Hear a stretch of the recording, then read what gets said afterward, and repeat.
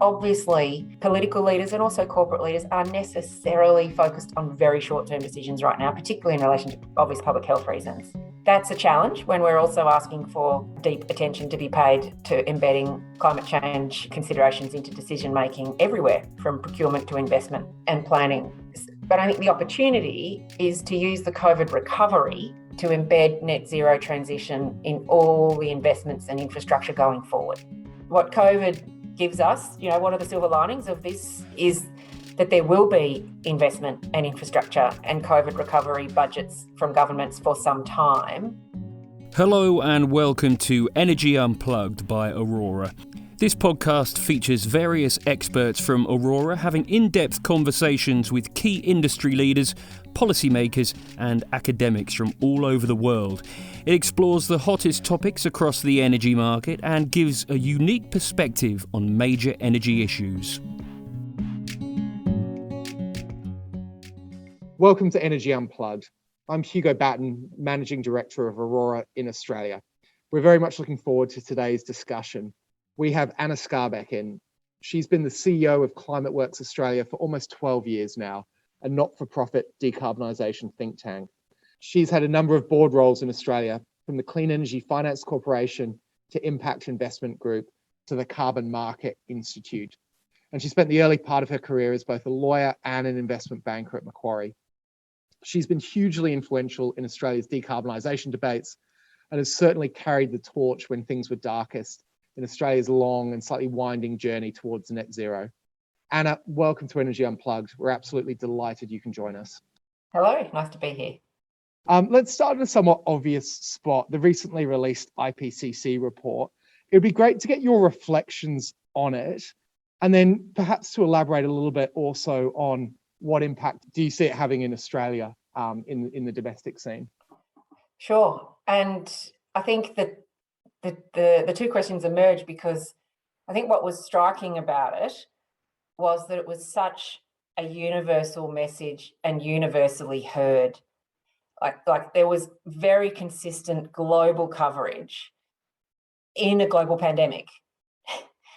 And the messages were so blunt and so clear. So there is no doubt and there is no ignoring it, is my first takeout, really. And I've seen that already. So in terms of the impact, of course, these IPCC reports are a synthesis of existing science. So we in the climate community had already shifted to the 1.5 degree pathway thinking, which brings forward the net zero goals by a decade or more compared to that original 2 degrees thinking of net zero by mid-century. And we saw that the IEA report earlier this year also used that 1.5 degree baseline. And I've seen that already become the new benchmark for the net zero investment alliances, net zero asset owners, net zero asset managers, the UN Principles for Responsible Banking. In the last 12 months, they've all shifted their commitments, the platforms to use the 1.5 degree pathway. So what this IPCC report is really consolidate that. We already saw that occurring, and this is the consolidation of that, and it left in no doubt. I won't repeat all the science messages in it. The 40-page summary for policymakers is very readable. It's very accessible, and the press coverage was reasonably good. I think the key message that I would add that not all of the press coverage would pick up is that every 10th of a degree of warming avoided matters. And so I think there was a lot of reporting that there is irreversible damage already and it's going to get a lot worse. And that is obviously true. But we can minimise how much worse. And so I think what's really, for me, the takeout is that it's quite exponential how much worse the warming gets between 1.5 and 2 degrees. So think 1.7 is better than 1.8, right? 2.2 is better than 2.3. Those sorts of differences are enormous in terms of our well-being, of ecosystem survival and recovery rates, and avoided extremities, of course, of the natural disasters that we know so much about. So I guess that keeps the hope in the message, which is that we know we've got to move really fast, But we also know that all of that effort gives us immediate benefit. Like the faster we move, the more we can avoid every 10th of extra degree of warming.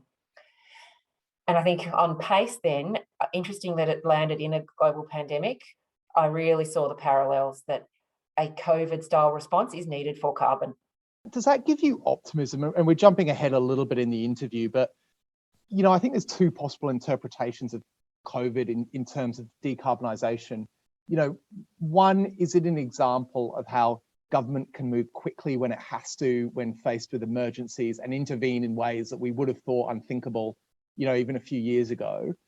Or do you see it as making governments more risk averse, and governments like Australia, which are fairly fossil fuel intensive, will be more concerned with employment, getting people back to work, getting GDP numbers up? I'd agree with you on the lessons around pace of change. I've definitely heard that, and particularly in the corporate community. And we in the climate community have long talked about, we've got to reach these targets by this time, and it's a lot of work, but it can be done, right? And I remember the first speeches I gave when we first floated the net zero emissions targets and pathways for Australia. It was 2014, so it was before the Paris Agreement. We were nervous about calling it net zero. We called it deep decarbonisation. It was a new concept. And I remember saying 2050 seems far away and short at the same time when we're asking for a complete decarbonisation of the economy. But I measured the years between 2014 and 2050 in that speech, and it was the same number of years as from the end of the Great Depression to the man on the moon. And can you imagine sitting in a boardroom in 1933 and believing that we'd be on the moon in 36 years hence? So I was saying, imagine that it's that, and we're talking 36 years from now. Of course we can decarbonise, but yes, it's a different scale of pace and a different sense of imagination. So I think the disruption of COVID helped remind everyone that things can move fast. I think that's helpful for the, for reinforcing that. On the risk averse point, I'd say not so much risk averse, but yes, more distracted. So obviously, political leaders and also corporate leaders are necessarily focused on very short-term decisions right now, particularly in relation to obvious public health reasons. That's a challenge when we're also asking for deep attention to be paid to embedding climate change considerations into decision-making everywhere, from procurement to investment, and planning. But I think the opportunity is to use the COVID recovery to embed net zero transition in all the investments and infrastructure going forward. What COVID gives us, what are the silver linings of this, is that there will be investment and infrastructure and COVID recovery budgets from governments for some time.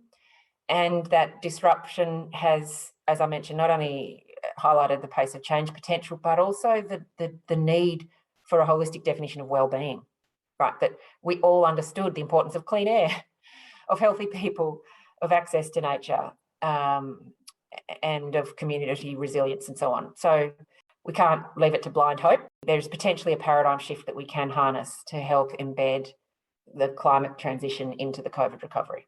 And a lot of our listeners are based in Europe and the US. Just for their benefit, could you perhaps give your view on the state of play of decarbonisation debates in Australia? The current federal government, who obviously get the bulk of the attention, are talking about technology, not taxes. So accelerating hydrogen, long duration storage, those kind of technologies. The state governments seem to be more active from my perspective, particularly in the energy space, which I'm most familiar with. How do you sum it up for people who are overseas and looking into Oz and maybe not seeing the progress that's happening elsewhere? So you're right. The state governments, which is 8 jurisdictions in Australia, each have formally adopted net zero emissions goals for their economies by 2050. The federal government is the same government that has been in power since 2013-14, which was the year that the Australian carbon pricing scheme, which had begun in 2012, was repealed by the incoming government. So that's where the position of this government was formed in opposition to the creation of the carbon pricing scheme, which was billed as a carbon tax then. And so there's been changes of Prime Minister since then, but not a change of government since that government came in. So that might help explain whilst it's a 7-8 year period, it's the same policy position. And that carbon pricing scheme was developed for sort of the period of 2009, 10, 11. The states themselves had developed a carbon pricing scheme together, an emissions trading scheme at the state level in 2005-6. That was in the era of the Stern Review. A number of governments were exploring this. The federal government then, which was the same party that's in power now, was slower to explore it. So the states took it forward and negotiated an emissions trading scheme, and then the business community said it would be better if it was national. So eventually the federal government agreed there should be a national scheme, but it was too little too late in the sense of the political cycle, and that government lost power, and the Labor government came in and said, well, we'll do it. And so the state said, okay, we'll drop ours, and the federal government produced one. Of course, it takes a couple of years to get a scheme into place, and so it took effect in July 2012 and operated successfully for a couple of years. But that was a very heated political debate, and the opposition at that time changed its leader and took a position, took the opportunity to play into the fears, which were at that stage, we hadn't seen the technology costs rocket down the cost curve. We hadn't had large-scale deployment of solar, for example. And so there was uncertainty and fear about what it would cost. And there was an opportunity for the opposition to exploit fear about cost. So having consolidated that view, the government continues to prefer an approach which doesn't impose a cost or a mandatory obligation, but tries to create an incentive and support for the technologies that we know we need to win. Our view has always been you need both. That we know we need. When there was a carbon price, we argued that it was necessary but not sufficient. That technology-specific incentives would also be needed, and sector-specific roadmaps are needed, because the maturity of technology is different in each sector. The business model structures are different in each sector, and so policy incentives are needed that are tailored to each sector, even when you have a carbon price. So a carbon price is very helpful, but we know it's necessary and not sufficient. So now we have the opposite. We have a desire to provide incentives through cash grants, the ARENA, the Technology Grant-Making Agency, CEFC, both of which agencies were not repealed. But we don't have the other side, which is any obligation or cap on emissions to reduce. And so it's left entirely to the realm of incentive, and that makes it harder for the new technologies to compete. Even the first movers that want to move don't have the baseline where their competitors are also obliged to reduce emissions. So the new technology has to work harder, if you like, to be better than an unpriced alternative. And so that does make a heavier burden on the incentive side. It's going to have to be larger. There's a larger gap to cover. Yeah, absolutely. You talked a little bit there about some of the kind of, I suppose, in some ways quite deep history now of Australian decarbonisation. I think we first worked together on ClimateWorks' first report in Australia when I was at McKinsey, and it was a carbon abatement cost curve, which at that time was, a really exciting piece of work. And I think some of that cost curve stuff has fallen out of favour a little bit, but was certainly, a widely reported report at the time, and I think helped shift the debate and brought some real rigour to the analysis. I actually reading it the other day. I mean, clearly some things we didn't foresee: the pace of renewable cost decreases, the pace of EV uptake as well. We were still talking about more efficient fuel cars, but lots of things I think we did get right in that report. What are you most proud of in terms of ClimateWorks' impact over the last decade? And you're active in so many spaces, like all the major decarbonisation spaces in Oz. It's nice to go down the memory lane with you, Hugo. I do remember you as a McKinsey analyst on that team. And you're right, that report won what was then considered the national Oscars of science, right? The Eureka Prize for innovative solutions to climate change. And it was the best knowledge at the time. And you're absolutely right. The solar panel cost curve had not come down at that point, which was because there wasn't a policy environment to push deployment. And we know cost reductions are correlated with deployment increases. What You mentioned also that cost curves have fallen out of favour. It's not so much they've fallen out of favour, it's that the carbon science advanced to the carbon budget concept. So cost curves, by their definition, a MAC curve, MACC, marginal abatement cost curve, the M is marginal, which means what's the incrementally next best thing to do? That's what they do, they rank. Yeah. Starting from today, looking at what are the incrementally most cost efficient on a tonne, dollar per tonne carbon basis. Back then, this was pre the Paris Agreement. And so the goal was, what's the best emissions reduction number you can get to? Was it a 20% reduction or a 30% reduction by 2020? They were the numbers we were looking at. And it was a game of how quickly can you slices off until you hit a point below it, above which a carbon price wouldn't incentivise it, for example. It was the incremental analysis was start from today. So that was the Kyoto approach. Each nation picked an improvement target to work from today, a forecasting type of approach. The big shift was the Paris Agreement, where we had, for the first time, the 2 degrees goal and the 1.5 degrees goal, and they introduced the carbon budget, pure mathematical concept, which was absent from the Kyoto Protocol. And so once you can do the maths on the total stock of carbon that needs to be avoided before you exceed 2 degrees or 1.5 of warming, you then have an entirely different approach. You start at the end and you backcast from the carbon budget and the net zero position, and you work backwards to see how much do you have. The MAC curve works forwards from today and see how good can you get until you hit the cost limit. The Paris Agreement took out the cost relativity and said we must get to absolute zero, net zero, but absolute once you've absorbed. So that is the fundamental shift. And so what I'm most proud of is that we adapted to that prior to the Paris Agreement.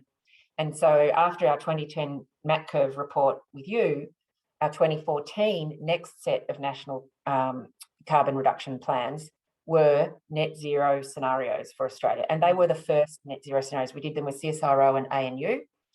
And they were then drawn upon by our federal government in the submission to the Paris Agreement and by the first of the big state governments that were exploring whether they should adopt a Paris-style target.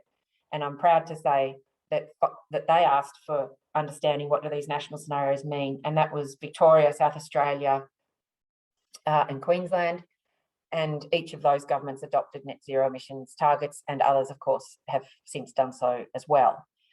And so we were very proud to be able to provide those pathways and the rigour, working with our national agencies like CSIRO, to give those governments confidence to make the right commitments.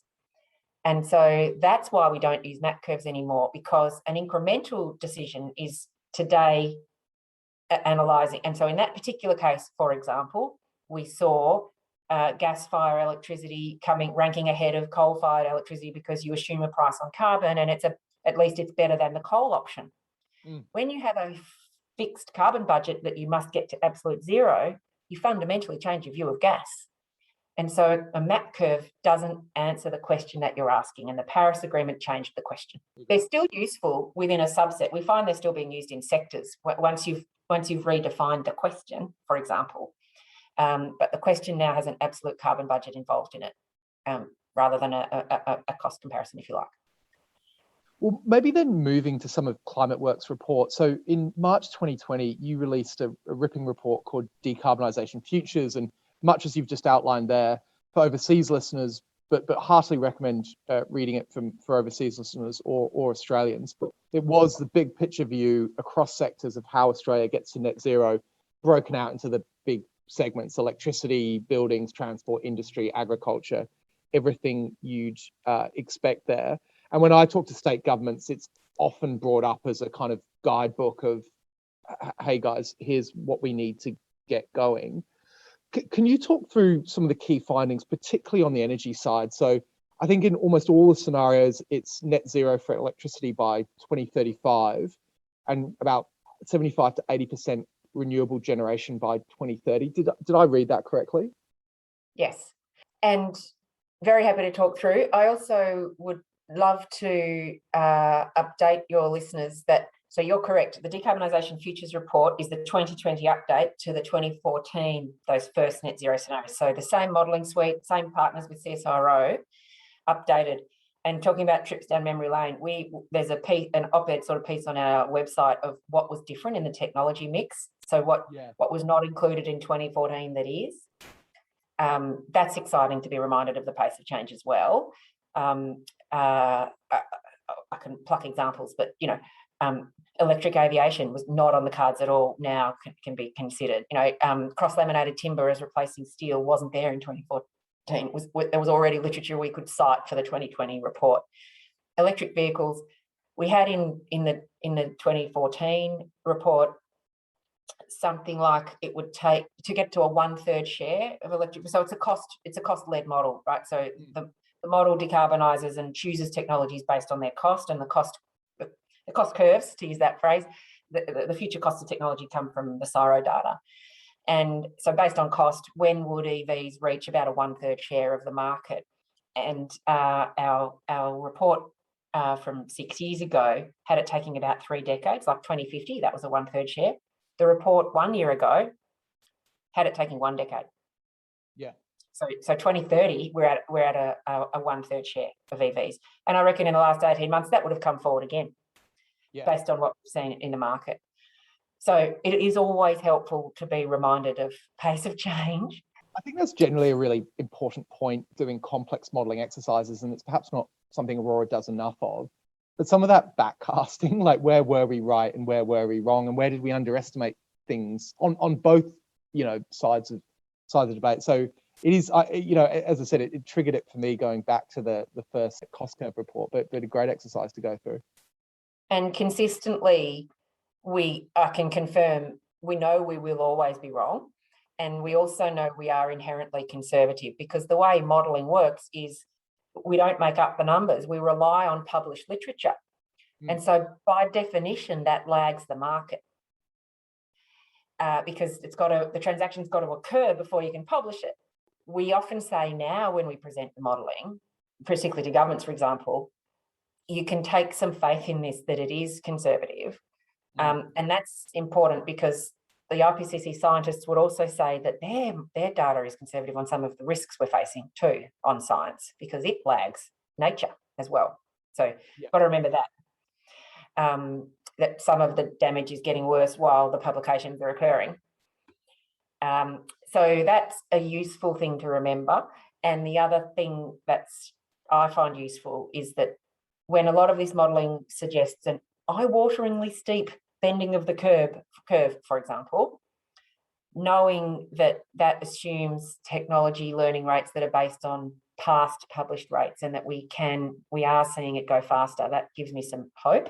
We've still got to see the data prove it, but usually what we've seen in renewables, most times we do see technology surprise on the upside, because the technology is modular. And so it is cost improvement is a function of rollout, and you can't preempt that. You can only use the past published curve, right? But you can predict that it will continue to improve. Yeah, absolutely. So to the details, since the 2020 report, which is the one we're discussing, which is called Decarbonisation Futures, we have just in the last month published an update for AEMO. So it's on the AEMO website as an input to a recently published AEMO report called the AISR, which is the Inputs and Assumptions report from AEMO. And it is the inputs that AEMO will use to update its ISP, which is the Integrated Strategic Plan. I'm sure your listeners are well aware of that. And so it's a 20-year view of the electricity grids, plural, that AEMO manages, and they update it every 2 years. So there's an update coming in 2022, and we with CSIRO were commissioned by AEMO to be one of many inputs into that input report. And in particular, what we were commissioned to do was to create additional scenarios that AEMO will take into account. And importantly, in this case, for the first time, a 1.5 degree scenario was published by AEMO. And it's called the hydrogen superpower scenario. So where it differs from our decarbonisation futures work is that it includes exports.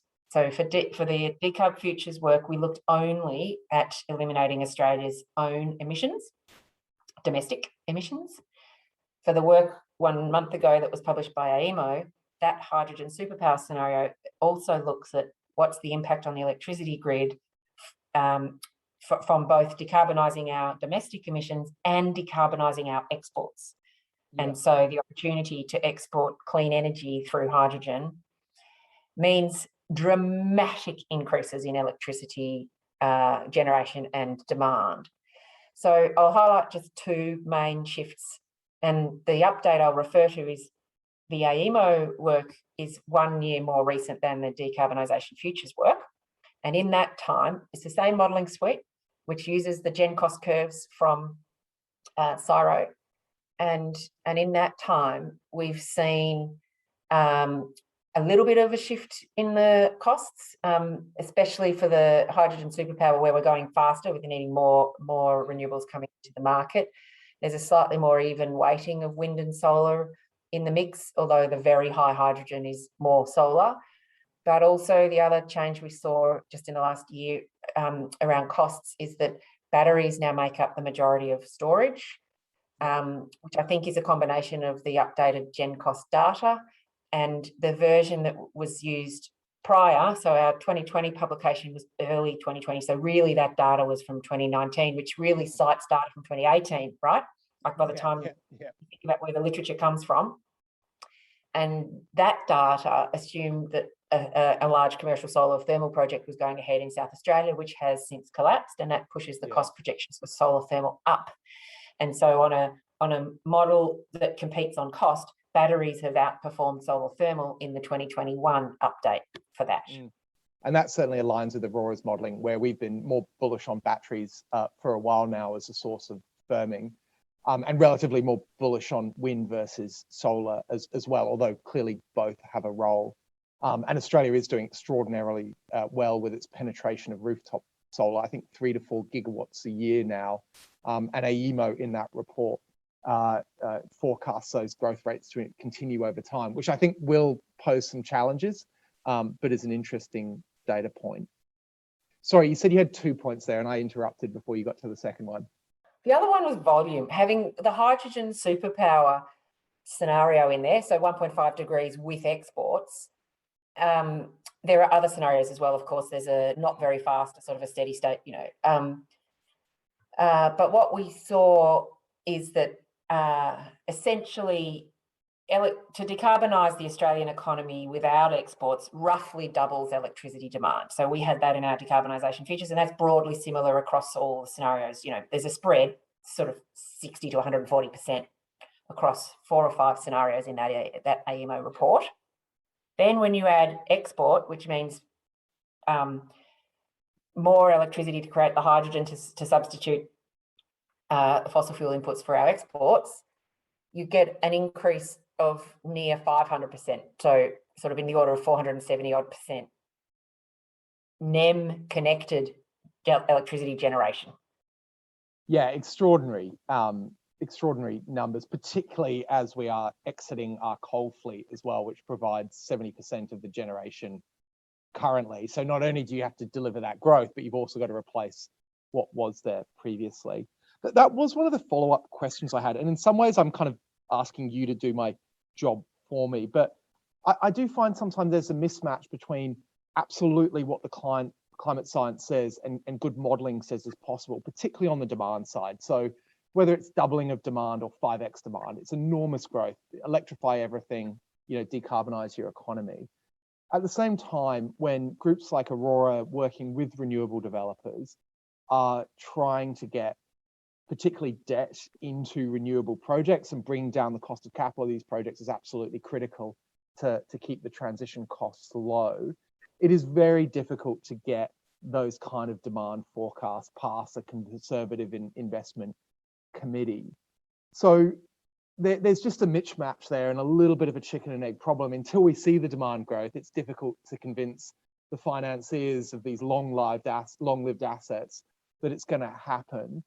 And to some way, the way to kind of break that chicken and egg problem is things like the New South Wales roadmap, so providing long-term revenue certainty to renewable projects to bring down the cost of capital. And that's certainly happening in parts of Australia.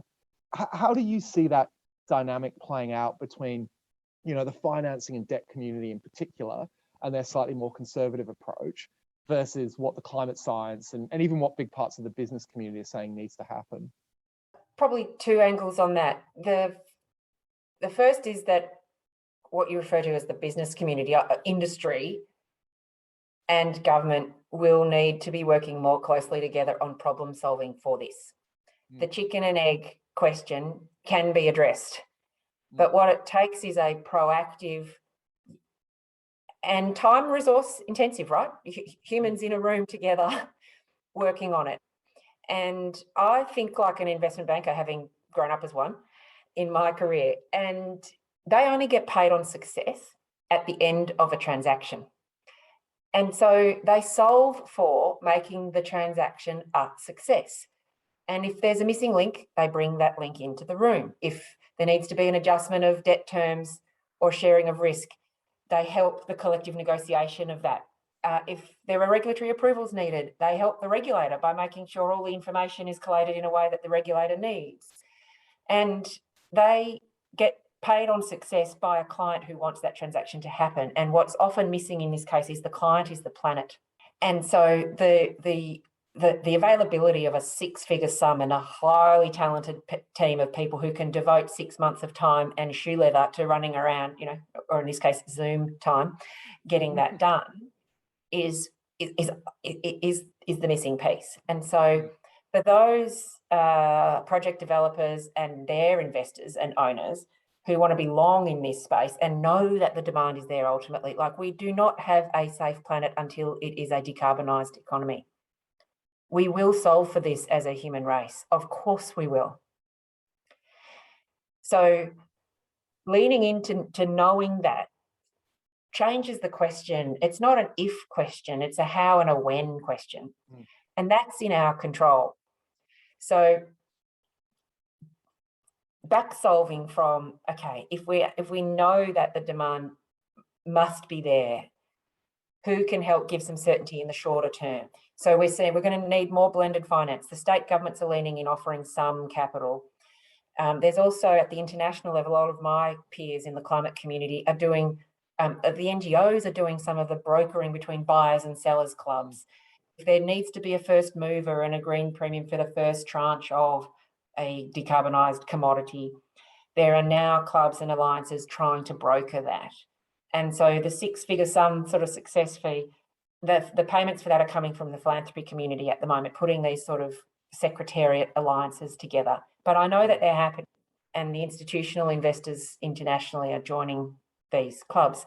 But what it takes is they have to have people who can go offline for a bit and be there in the room and help make that happen and negotiate it. So you might say that's an increased transaction cost of getting the right projects off the ground at the right scale.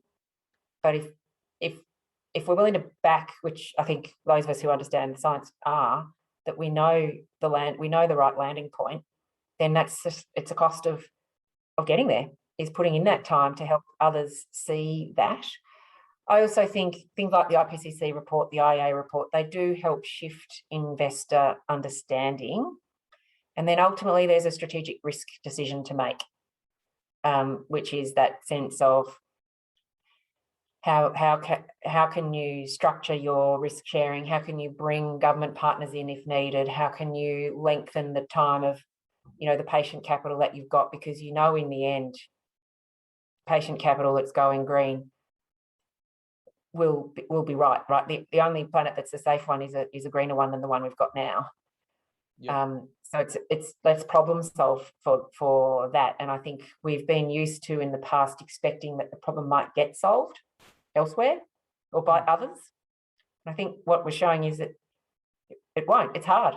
So there's agency for everyone to be offering that. I think particularly recently, governments are much more open and interested in the solutions that are commercial. And so I think the community, the renewables community, can do more to help government see how it can help most in a way that's obviously sensible for governments. And that is some business communities call it the shared value proposition, others call it blended finance, but it's not necessarily something that every business leader has spent much time with in working with government. And we know now that that's actually a core business skill for anyone in the decarbonisation game. Perhaps to go back to politics here a little bit, I think what makes it harder in Australia, but lots of countries where you have fairly fossil fuel intensive economies, is you do have communities that are clearly at risk of losing through a transition, whether those are coal communities in part of the country or whatever it might be. The language of just transition seems more prevalent in the US, but how do you discuss these kind of issues with policymakers in Oz, managing certain communities who are going to be adversely impacted from a transition to coal to renewable, say, in an energy system? I think the policy community is pretty well across this now. The Victorian government set up the Latrobe Valley Transition Authority years ago.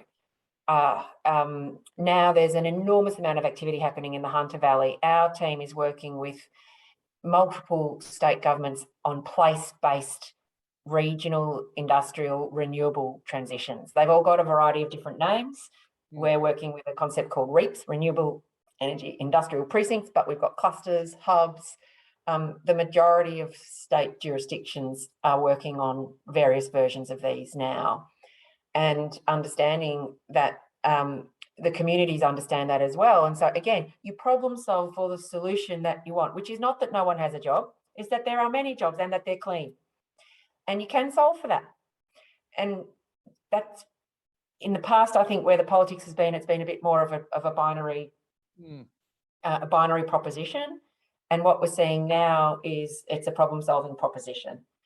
And so the more smart, commercial, pragmatic players that can be part of the problem-solving, who involve those communities and help, we're lucky in Australia that actually the solution is friendly to the regions, like that we have industrial skills and assets and regions that have good ingredients for becoming clean energy industrial regions. So we're very lucky there. And so it's a matter of leaning into that and seeing it, in that tapestry I talked about before, about how do you make a transaction a success. A viable, thriving community is part of the definition of success. And I do think the business community is beginning to see that, but perhaps hasn't in the past seen that it's part of their role to help make that success. They've thought that perhaps policy would do more of it. And I think we've got to recognise it takes a village, right? Policy needs industry to help show what the solutions can look like, because industry said, don't mandate it on us. Don't force it. That was the last message to government. So industry's now got to help government see, well, what do you want then? Let's help define these solutions. Let's put this stump up, show us what good can look like in these regions, and then I think you'll get the government support more easily. Yeah, absolutely. One final question then. So, and I always ask this at the end of these interviews, who do you read or listen to in the decarbonisation space that you think is always good and thought-provoking, but relevant to the private sector as well? Is there anyone or any group of people that spring to mind? Yeah, I was almost hoping you wouldn't ask me that, because I'm really struggling to do good reading in COVID, right? So with extra family demands and young children at home with it not being able to go to school, for example, my reading time has diminished to near nil. But also I find, having been in this game a long time, I can get by with skimming headlines and I kind of know what a lot of it is going to say oftentimes. But I also think Australia's quite blessed with very good journalists on this topic, including free to access online services like Renew Economy. Plus our mainstream newspapers all have good reporters on these topics, and they're on it, right? They really know it. Both the mastheads and the online. And then, of course, in our sector, we've got good friends and gems like Tennant Reid at Australian Industry Group, who explains so much on social media. He's such a service to our sector as well. And international, I try, where I can have time for extra reading, I try to look international they're so much further ahead, right? So in terms of their debates and their technology development, and it hasn't been as partisan. So the Financial Times has really good coverage of climate and energy and decarbonisation. I'm sure you have more sophisticated guests who can read beyond the mainstream media at the moment, but I have a young family and I have not had as much time. I'm with you. I spend a lot of time on Australian energy Twitter, which can be quite fiery sometimes, but actually is incredibly high quality. You know, people posting really good little articles, slides, graphs, and it's certainly more active than other international energy Twitter communities, even if there is sometimes kind of violent disagreement. Also, in LinkedIn, the communities that I'm part of, which are the non-profit and international institutes that convene a lot of these industrial decarbonisation or sectoral decarbonisation programs, you can find gems of reports from the leaders in our field who post them on LinkedIn that won't necessarily make it into the news. So when I do have time for extra reading, that's where I go, actually. And there is some really high quality work happening in the sustainability business alliances that are around globally. And on that note, Anna, what are other jurisdictions that you track closely to see what's happening in the decarbonisation space? Well, of course, Europe and America and the UK, but actually the jurisdictions that we are now paying close attention to is Southeast Asia. And that's, we have staff in Jakarta, in Indonesia, but it's because the growth of emissions in Southeast Asia, if not curbed, would completely dwarf Australia's national emissions. And therefore, the safety of our planet is a collective effort. But from an energy investment perspective, they are growing economies, and they are middle and developing economies with very sophisticated populations, and there is a significant degree of international climate finance already available. More is needed. And so again, in terms of helping create the investment environment that can leverage private sector investment, the energy community should be leaning in to help those governments understand and see the solutions. And again, there are willing partners from the multilateral finance institutions and the like who want to make it work. There's a lot to do there. Those audiences listening or interested in Australia should also remember our region in Southeast Asia.